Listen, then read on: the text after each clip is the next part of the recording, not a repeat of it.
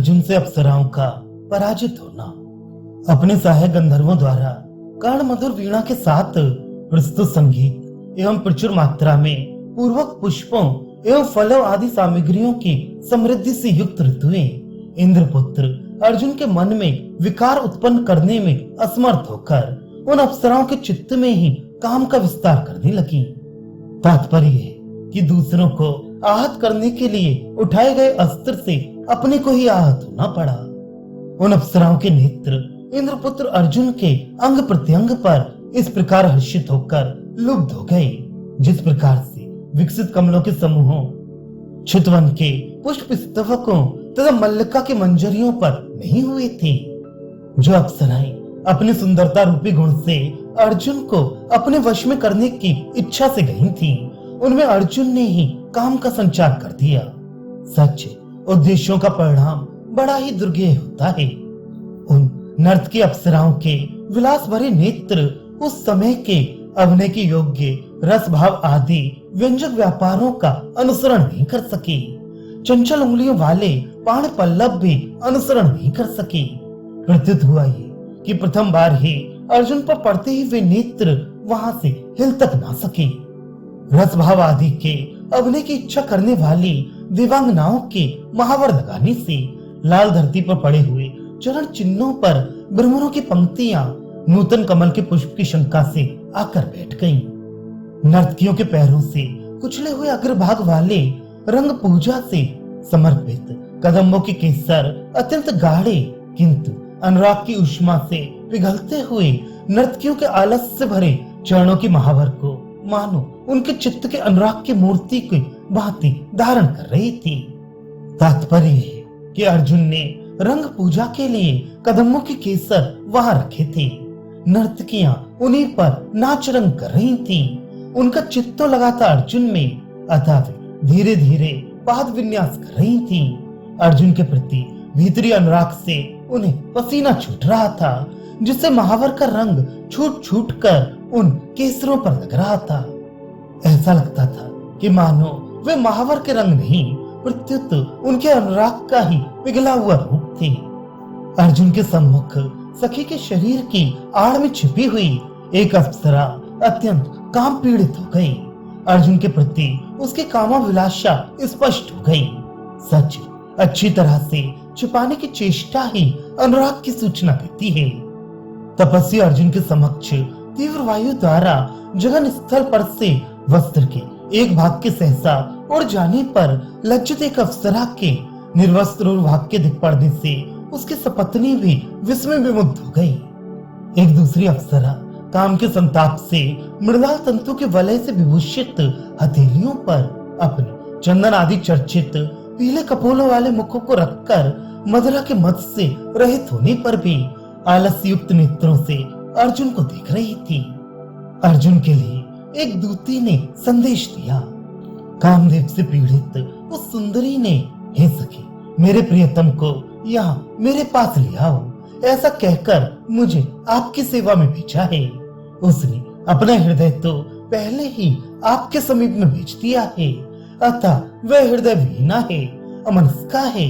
वह ये भी नहीं जानती कि उसका हृदय भी उसके पास नहीं रह गया है। मेरी सखी ने बहुत देर से आपसे कहने के लिए बहुत सी बातें सोच रखी थी, किंतु मन संताप से मुख के सूख जाने के कारण कहने में वो असमर्थ हो गई। हे निर्दय, मेरी उस सुंदरी सखी का मन भी दोनों नेत्रों के साथ ही गीला हो गया है, अर्थात शोक के भार से चित्त भी भारी हो गया है। उस सुंदरी ने कोमल एवं सुगंध से भरी पुष्पों की शैया छोड़कर नूतन पल्लवों से बिछाई गई धरती पर सोने की इच्छा की थी, किंतु धरती पर भी अत्यंत दाहकता का अनुभव करके वह तुम्हारे सहज सुखदायी एवं शीतल अंकों में सोना चाहती है। पुष्पों की शैया और धरती पर पल्लव बिछाकर सोने का कारण ये था कि पल्लव और धरती दोनों ही शीतल होती ही। इसलिए हे निष्पाप, उस दुर्बल अंगों वाली मेरी सखी की कामनाएं पूरी करो, क्योंकि वह तुम्हारे लिए ही अपने प्राणों को छोड़ने जा रही है। तपस्या तो फिर भी तुम्हें सुलभ हो सकती है, किंतु तुम्हारे अनुरूप वैसी युक्त सुंदरी निश्चय ही नहीं मिलेगी। इस प्रकार से लुभाए जाने पर भी जब तपस्वी अर्जुन का मौन भंग नहीं हुआ, तब वे फिर बोली, कठोरता छोड़ दीजिए, कुछ उत्तर तो दीजिए। तपस्वी मुनियों का चित्त तो करुणा से भरा रहता है। जो लोग भाग्यहीन होते हैं वे प्राप्त वस्तु की अवहेलना करते हैं। इस प्रकार की बातें उस चतुर्दूती ने समीप आकर बड़ी निपुणता से अर्जुन से कही। विलास पूर्वक अपने कटी भाग को हिलाती हुई, एक एक हाथ से बालों को बांधने की लीला करती हुई, एक दूसरी अप्सरा ने देवराज इंद्र के पुत्र अर्जुन पर कामदेव के विजयी बाण अपने कटाक्षों को चलाया। हाथी के गंड स्थल के समान विशाल स्तनों के भार से झुकी हुई एवं कृशांगनी अप्सरा कुसुमित रसाल की शाखा का सहारा लेकर प्रत्यंचा चढ़ाए हुए कामदेव के धनुष की भांति अर्जुन के सम्मुख जमाई लेने लगी। एक दूसरी अप्सरा नीवी बंधन के शिथिलित हो जाने के कारण अपने स्थान से गिरते हुए नीले अंतरीय वस्त्र को पकड़कर शीघ्र ही भागना चाहती थी कि लज्जित सी होकर गिरती हुई करदनी में अटक गई और जहां की तहां रुक रह गई। एक नायिका अर्जुन को फटकार रही है, हे तपस्वी, तुम्हारे चित्त में यदि सचमुच शांति है तो ये धनुष किस लिए धारण किए हुए हो? किंतु हे शठ, मैं तो ऐसा समझती हूँ कि तुम विजयाभिलाषी हो, मुक्ति की अभिलाषी नहीं हो। तुम्हारे हृदय में तो तुम्हारी कोई प्राणेश्वरी छुपी हुई है जो दूसरी कामनी को वहां स्थान देना नहीं चाहती। अर्थात तुम किसी दूसरी सुंदरी पर आसक्त हो, इसी से हम लोगों की अवहेलना कर रहे हो।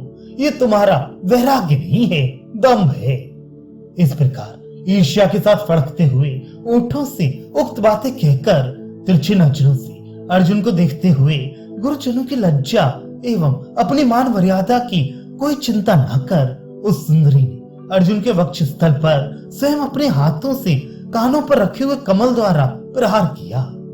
एक दूसरी अप्सरा विनम्रता पूर्वक तिरछी गति अर्थात हावभाव पूर्ण चाल से अर्जुन के समीप पहुंची।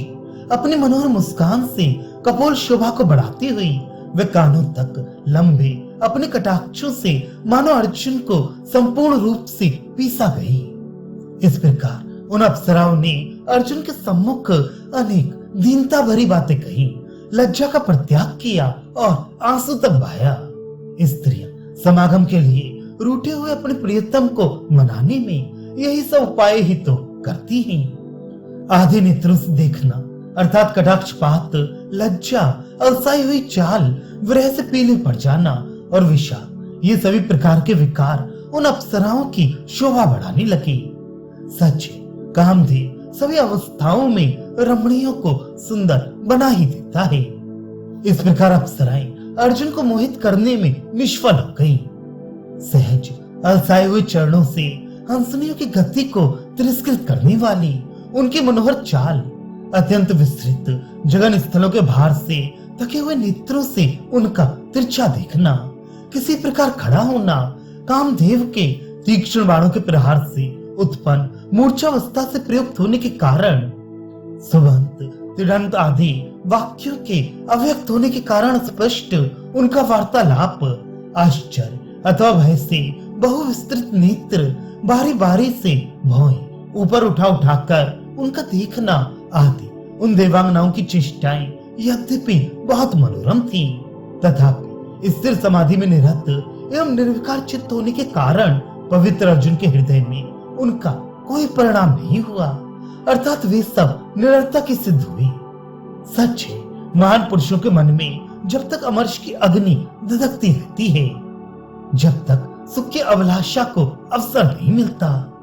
तात्पर्य है कि रौद्र रस श्रृंगार का विरोधी होता है। जब तक मनस्वी के मन में प्रतिशोध की भावना जागती रहेगी, तब तक वे विषय सुखों की ओर आकृष्ट नहीं होगा। इस प्रकार अर्जुन को अपनी अखंड तपस्या द्वारा शतक्रतु इंद्र की आराधना कर शत्रु का विनाश करने के बाद प्राप्त होने वाली विजय श्री की अभिलाषा में निरत देख प्रेम प्रार्थना की भंग से उदास वे दिवांगनाएं उद्वेग पूर्ण चित्त होकर गंधर्वों के साथ अपने निवास स्थल को वापस लौट गईं।